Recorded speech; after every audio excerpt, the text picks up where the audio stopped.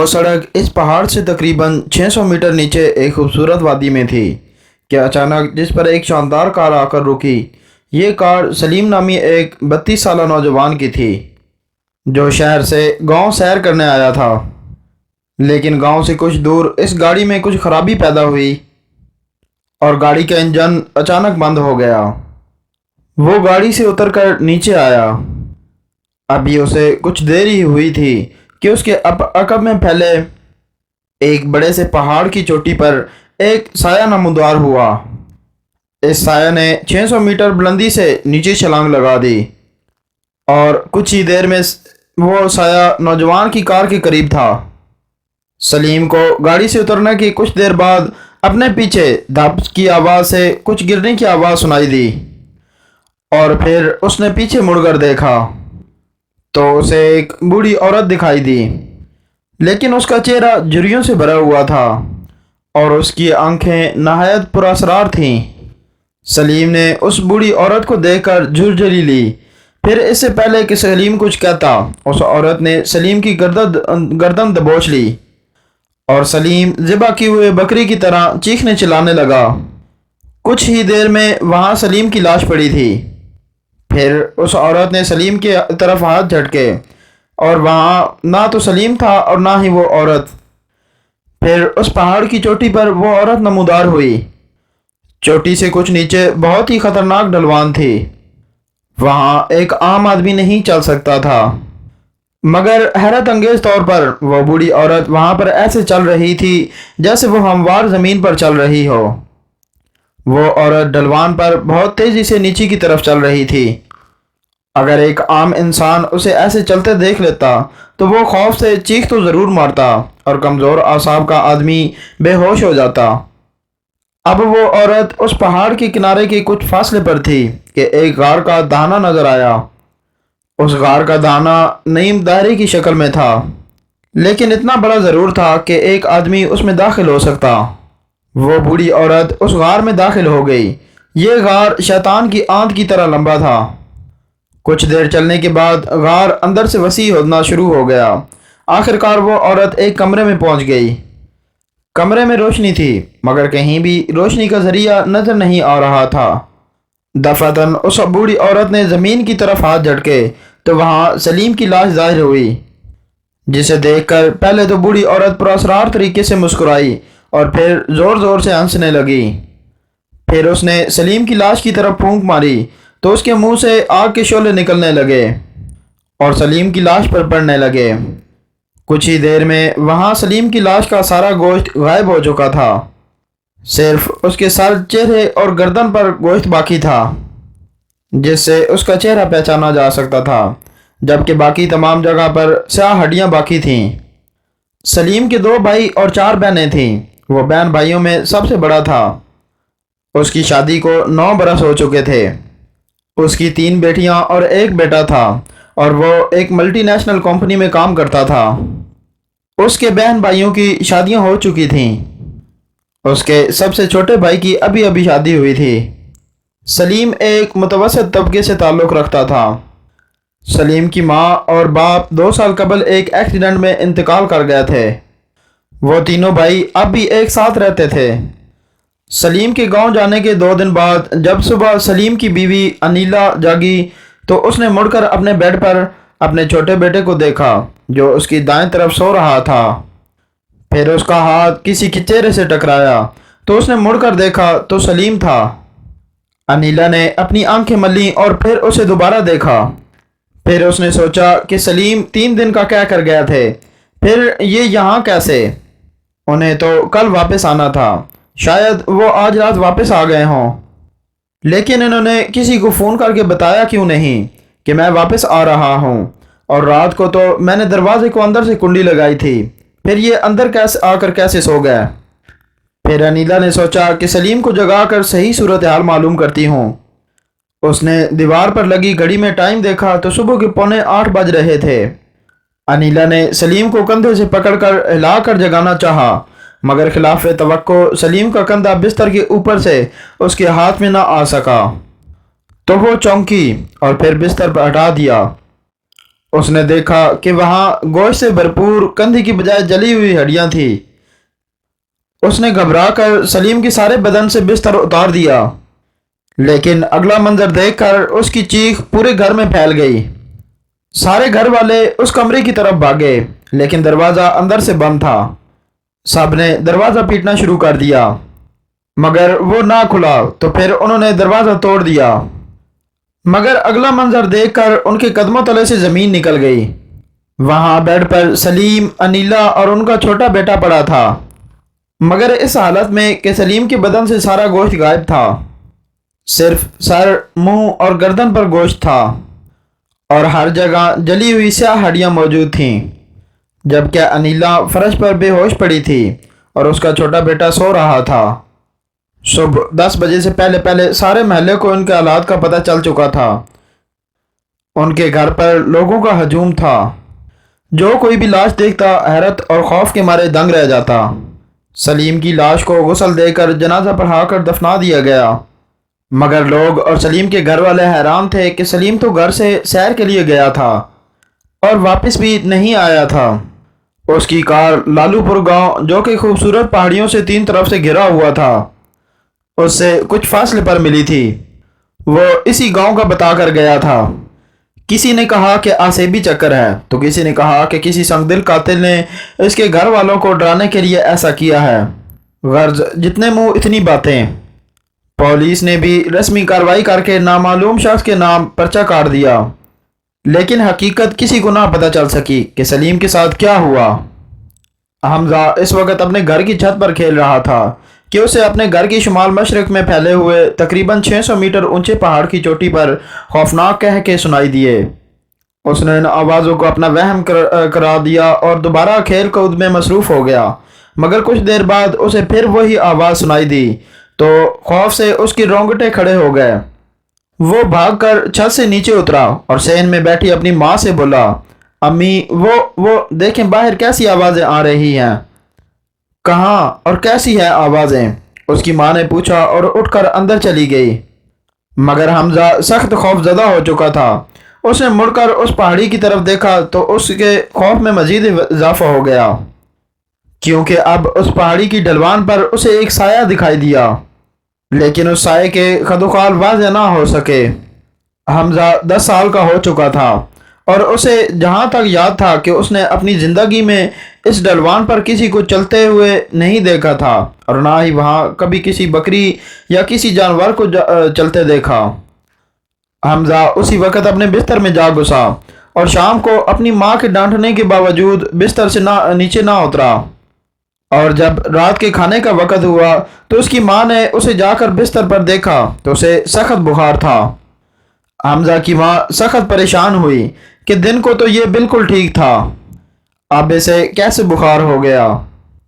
اور دوسری پریشانی کہ حمزہ کے ابو گاؤں سے باہر شہر میں کام کرتے تھے، اگر وہ ہوتے تو کچھ نہ کچھ کرتے۔ خیر، حمزہ کی ماں نے حمزہ کو پکارا، اٹھو حمزہ بیٹے، رات ہو گئی ہے، رات کا کھانا کھا لو، نہیں تو بخار اور زیادہ ہو جائے گا۔ مگر حمزہ نے کوئی جواب نہیں دیا، تو اس کی ماں نے جا کر دیکھا تو وہ سو رہا تھا۔ پھر اس کی ماں نے اسے جگانا مناسب نہ سمجھا اور خود بھی گھر کے چھوٹے موٹے کام نپٹانے میں مصروف ہو گئی۔ صبح کو جب وہ جاگی تو اسے سب سے پہلے حمزہ کا خیال آیا۔ اس نے حمزہ کی چارپائی پر جا کر اسے دیکھا تو وہ وہاں اپنی چارپائی پر موجود نہ تھا۔ اس نے باہر صحن، باتھ روم، کچن اور دوسرے کمروں کے علاوہ ہر جگہ دیکھ لیا تھا۔ پھر اس نے اڑوس پڑوس سے پتہ کیا تو حمزہ کا کہیں بھی پتہ نہ چل سکا۔ حمزہ کی ماں بہت پریشان تھی۔ اس کے ابو بھی شہر سے واپس آ گئے تھے، اور پھر گاؤں والوں نے حمزہ کو سب جگہ ڈھونڈا، مگر وہ کہیں نہ ملا۔ دوسرے روز اسی گاؤں میں ایک اور بچہ اسی طرح غائب ہوا۔ دوسرے دن صبح حمزہ اپنی چارپائی پر مردہ ملا، وہ بھی اس حالت میں کہ اس کے جسم سے سارا گوشت غائب تھا، صرف منہ، سر اور گردن کے علاوہ باقی سب جگہ جلی ہوئی سیاہ ہڈیاں باقی تھیں۔ حمزہ کے ماں باپ پر مصیبتوں کے پہاڑ ٹوٹ پڑے۔ حمزہ اپنے ماں باپ کا اکلوتا تھا۔ پھر اس گاؤں سے یکے بعد دیگر 7 بچے اسی طرح غائب ہوئے، اور دوسری صبح اس طرح ان کی لاش اپنے بستر پر پائی گئی۔ اس طرح کے واقعات پر گاؤں بھر میں ماتم برپا ہو گیا۔ سب سے پہلے حمزہ اور پھر 6 بچے اور ان کی عمریں 10 سال یا اس سے کم تھیں، ان کا رات کو گھر سے غائب ہونا، پھر دوسرے دن ان کا اپنے بستر پر اس طرح مردہ پایا جانا۔ گاؤں والوں کو ان پراسرار واقعات کی کوئی سمجھ نہیں آ رہی تھی۔ پولیس بھی موجود تھی۔ گاؤں کے اکثر لوگ اس کو جن بھوت کا چکر قرار دے رہے تھے۔ چھوٹے بچے ڈرے ہوئے تھے۔ کچھ لوگوں کو اس گاؤں کے شمال مشرق میں 600 میٹر بلند پہاڑی کی چوٹی سے کچھ پراسرار آوازیں آئیں، مگر لوگوں نے اسے اپنا وہم قرار دیا۔ گاؤں والے اکٹھے تھے، ہر کسی نے رائے دی کہ یہ سب بھوت پریت کا چکر ہے، مگر پولیس نے ان کی ایک نہ سنی اور مختلف جگہ پر پولیس جوانوں کے پہرے لگا دیے۔ اس دن ایسا کچھ نہیں ہوا، لوگوں نے سکھ کا سانس لیا۔ اگلے دن کچھ لوگوں کو سپہر کے وقت اسی پہاڑی چوٹی سے خوفناک نسوانی کہہ کے سنائی دیے۔ لوگوں نے یہ بات ایک دوسرے کو بتائی اور پھر پولیس کو بھی بتا دی۔ پولیس افسر نے ان کی بات سن کر کہا کہ ہم نے اس پہاڑ کی طرف بھی کئی جوانوں کا ایک گروپ پہرے پر متعین کیا تھا، مگر انہوں نے مجھے کچھ نہیں بتایا، لیکن میں پھر بھی ان سے جا کر پوچھتا ہوں۔ پھر پولیس افسر اور گاؤں والے ان نوجوان کے پاس گئے، مگر اگلا منظر دیکھ کر ان کے ہوش و حواس گم ہو گئے۔ ان دونوں میں سے ایک جوان کا حال پہلے بچوں اور سلیم جیسا ہو چکا تھا، جبکہ اس کے کچھ ہی فاصلے پر ایک خوفناک شکل عورت کھڑی تھی، جو وہاں موجود دوسرے جوان نوید کی طرف دیکھ رہی تھی۔ پھر پولیس انسپکٹر خان محمد نے نوید سے پوچھا، کیا ہوا؟ تو نوید نے بتایا، یہ عورت چڑیل ہے، اس نے امجد کا یہ حال کیا ہے۔ نوید نے دوسرے جوان امجد کی طرف اشارہ کر کے کہا۔ پھر انسپکٹر نے اپنا پستول نکال کر چڑیل کی طرف کیا اور فائرنگ شروع کر دی۔ دوسرے پولیس والوں نے بھی اپنی اپنی رائفلیں اور پستول اس چڑیل کی طرف کیے اور فائرنگ شروع کر دی، مگر گولیوں کا اس چڑیل پر کوئی اثر نہ ہوا۔ جہاں گولیاں لگتی وہاں سے چنگاریاں نکلتی۔ گولیاں لگنے کے باوجود بھی اس نے ادھر ادھر نہیں دیکھا، بلکہ وہ صرف نوید ہی کی طرف دیکھتی رہی۔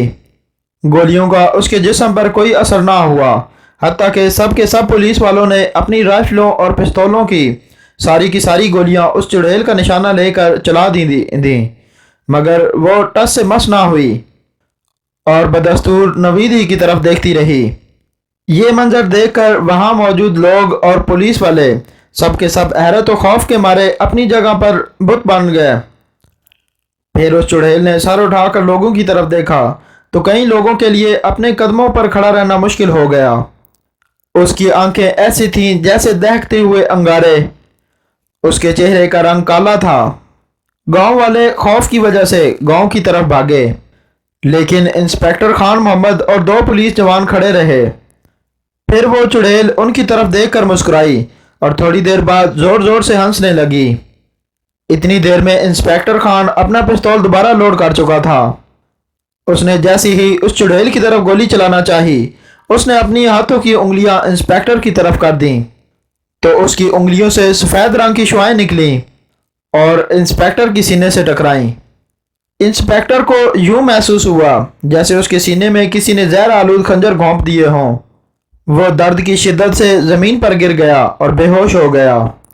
اتنے میں نوید نے زور سے پکارا، انسپکٹر صاحب! اس کی آواز سن کر اس چڑیل نے اسے ایسے اچانک مڑ کر دیکھا جیسے اسے کرنٹ لگ گیا ہو۔ نوید دوڑ کر انسپکٹر کے پاس پہنچا۔ اتنی دیر میں دوسرے 2 جوان بھی ان دونوں کے پاس پہنچ گئے۔ اسی لمحے انسپکٹر خان ہوش میں آ چکا تھا۔ اس خوفناک صورت بلا کی نظریں بدستور نوید ہی کی طرف تھیں۔ پھر اس نے اتنی تیز اور خوفناک چیخ ماری کہ پورے کا پورا ماحول کانپ اٹھا۔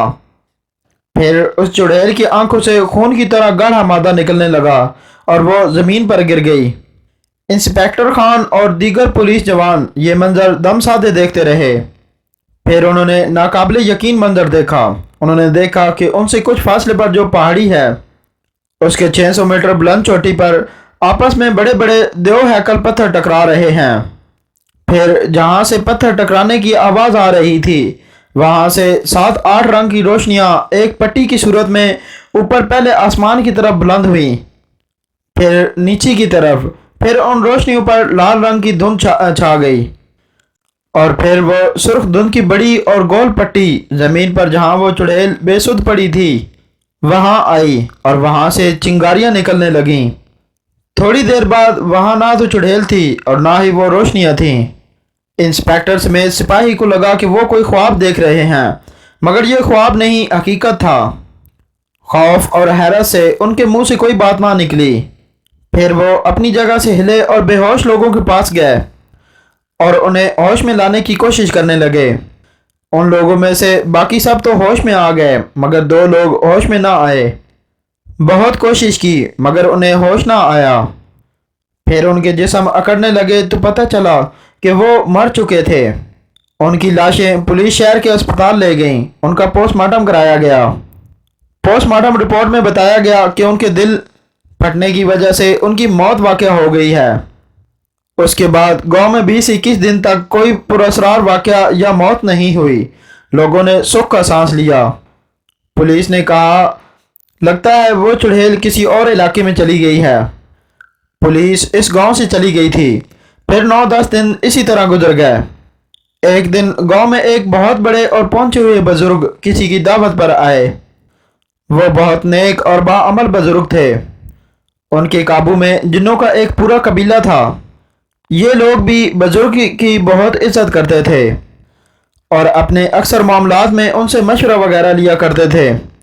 یہ بزرگ جن کا نام اسحاق شاہ تھا، وہ عمرے پر گئے ہوئے تھے۔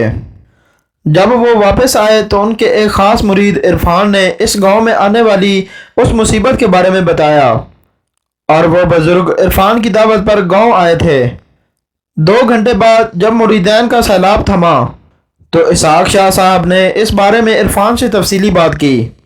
عرفان نے شروع سے آخر تک کی ساری بات بزرگ کے گوش گزار کر دی، جسے سنتے ہوئے شاہ اسحاق صاحب کے چہرے کا رنگ سرخ ہو چکا تھا۔ انہوں نے اپنے ایک خاص جن جو کہ بہت ہی طاقتور تھا اس کو مکمل حالات اور چڑیل کے بارے میں معلومات کرنے کے لیے بھیجا۔ رات بھر عرفان علی کے گھر ہی شاہ صاحب رہے، اور صبح ہوتے ہی شاہ صاحب نے سارے گاؤں والوں کو جمع ہونے کا کہا۔ پھر وہ خود بھی ایک چارپائی پر بیٹھ گئے۔ کچھ دیر تک وہ خاموش بیٹھے رہے۔ پھر گاؤں کے چودھری خالق صاحب بھی وہاں پہنچ گئے، اور پھر انہوں نے بڑے احترام سے شاہ صاحب سے مصافحہ کیا اور ان کے ساتھ والی چارپائی پر بیٹھ گئے۔ نوجوان آپس میں کسر پھسر کر رہے تھے، اس لیے کہ شاہ صاحب نے اس سے پہلے کبھی بھی ایسے لوگوں کو جمع نہیں کیا تھا۔ پھر شاہ صاحب نے بولنا شروع کیا، آپ لوگوں پر پچھلے دنوں میں جو مصیبت آئی تھی وہ ابھی ختم نہیں ہوئی ہے، بلکہ وہ تو شروع ہوئی ہے۔ اگر اس کو وقت پر روکا نہ گیا تو گاؤں کے سب سے پہلے بچے اس بلا کے شکار ہوں گے، اور اس کے بعد نوجوان، پھر عورتیں، اور آخر میں بوڑھے افراد لقمہ اجل بن جائیں گے۔ ہمیں اس بلا کو روکنا ہی ہوگا، اسے ختم کرنا ہوگا۔ اس نیک مقصد کے لیے آپ لوگ میرا ساتھ دے سکتے ہیں تو بتائیں۔ سب لوگوں نے بیک وقت کہا، ہم آپ کا ساتھ ضرور دیں گے۔ اسی وقت ایک بوڑھے آدمی نے پوچھا، لیکن ہم اسے ماریں گے کیسے جبکہ اس پر تمام ہتھیار بے اثر ہیں؟ یہ سن کر شاہ صاحب نے کہا کہ اس کا مجھے بھی نہیں پتا، لیکن میں آج ہی معلوم کر لوں گا۔ اب تم لوگ جاؤ اور عصر کی نماز کے بعد پھر یہاں آ جانا، پھر بتاؤں گا۔ یہ کہہ کر شاہ صاحب اٹھ کر چلے گئے، اور عرفان کے گھر جا کر شاہ صاحب نے کچھ دیر آرام کیا، پھر کھانا کھایا۔ اتنی دیر میں ظہر کی نماز کا وقت ہو چکا تھا۔ شاہ صاحب نے ظہر کی نماز اس گاؤں کی مسجد میں پڑھی۔ نماز پڑھ کر وہ جلد ہی عرفان کے گاؤں آ گئے اور آرام کا کہہ کر کمرے میں چلے گئے۔ پھر انہوں نے کچھ دیر آرام کیا۔ تھوڑی دیر کے بعد شاہ صاحب نے اپنے خاص جن کو حاضر کیا اور اس بلا کو مارنے کا طریقہ دریافت کیا، تو وہ جن شاہ صاحب کو اس بلا کو مارنے کا طریقہ بتانے لگا، جسے سنتے ہوئے شاہ صاحب کے چہرے کا رنگ سرخ ہو چکا تھا۔ پھر عصر کی نماز کے بعد سارے لوگ جمع ہوئے تو شاہ صاحب نے بولنا شروع کیا، تو سارے لوگ ان کی طرف متوجہ ہو گئے۔ اس بلا کو فنا کرنے کا طریقہ تو میں نے معلوم کر لیا ہے، لیکن وہ ہے بہت مشکل۔ اگر تم لوگ خصوصاً جوانوں نے ہمت کی تو ہم اسے مارنے میں کامیاب ہو جائیں گے، لیکن اس کو ایسے لوگ مار سکتے ہیں جو اللہ تعالیٰ کے علاوہ کسی سے نہ ڈرتے ہوں اور وہ طاقتور بھی ہوں، لیکن اس کے لیے ہم اس کا خود اس پہاڑ سے نکلنے کا انتظار نہیں کر سکتے، بلکہ ہمیں اس کو پہاڑ سے نکالنے کے لیے ایک 7-8 سالہ خوبصورت بچے کی جان کو جوکھم میں ڈالنا ہوگی۔ ہم اس بچے کو اس پہاڑ کے قریب لے جائیں گے اور اس کو کسی بھی طرح آمادہ کریں گے کہ وہ زور زور سے چیخ و پکار کرتے ہوئے روئے، کیونکہ اس بچے کے رونے کی آواز سن کر وہ پہاڑ سے باہر آئے گی۔ اس وقت تم لوگ اسے قابو کر لینا اور مضبوط زنجیروں سے باندھ دینا، لیکن خیال رہے اس سے ڈرنا بالکل بھی نہیں، اور اس وقت آیت الکرسی اور قرآن مجید کی کوئی بھی صورت پڑھتے رہنا، وہ تمہیں کوئی بھی نقصان نہیں پہنچا سکے گی۔ پھر میں اس کی تمام طاقتیں مفلوج کر دوں گا۔ پھر ہمیں چاند کی 14ویں تاریخ کا انتظار کرنا پڑے گا۔ چاند کی 14ویں کو جب چاند رات کے 12 بجے اپنی چوبن پر ہوگا تو وہ چاند کی طرف غور سے دیکھے گی۔ پھر چاند کی طرف دیکھتے ہوئے اس کی آنکھوں سے رنگ برنگی روشنیاں نکلیں گی، اور وہ روشنیاں بہت ہی کم وقت کے لیے اس کی آنکھوں سے نکلیں گی۔ ان روشنیوں کو نکلنے کے دوران ہی ہمیں اس کے دونوں سینگوں کو توڑنا ہوگا۔ اگر اس دوران وہ کٹ گئے تو وہ ہمیشہ کے لیے فنا ہو جائے گی۔ اگر وہ روشنیاں ختم ہو گئیں اور سینگ نہ کٹے تو وہ سینگ کاٹنے کی کوشش کرنے والا موت سے ہمکنار ہو جائے گا، اور پھر ہمیں اگلی چاند کی 14ویں تاریخ کا انتظار کرنا پڑے گا۔ پھر گاؤں کے نوجوانوں نے تیاری مکمل کر کے پہاڑ کے قریب پہنچ گئے۔ بچی نے رونا شروع کیا تو 4-5 منٹ کے بعد اس چڑیل نے اوپر سے چھلانگ لگائی اور اس بچی سے کچھ فاصلے پر آ کر رک گئی۔ اس سے پہلے کہ وہ کچھ کرتی اس کے سامنے شاہ صاحب اور دوسرے لوگ آ گئے۔ سارے لوگ دوڑ کر چڑیل کے پاس پہنچے اور اس کے گرد فوری حصار کھینچا اور پھر زنجیریں ڈال کر اس کو جکڑ دیا۔ شاہ صاحب اور دوسرے تمام لوگوں کو دیکھ کر اس چڑیل کی آنکھوں سے خون کی طرح گاڑھا گاڑھا مادہ نکلنا لگا۔ پھر شاہ صاحب نے دم کیا ہوا پانی بوتل سے نکال کر اس پر ڈال دیا۔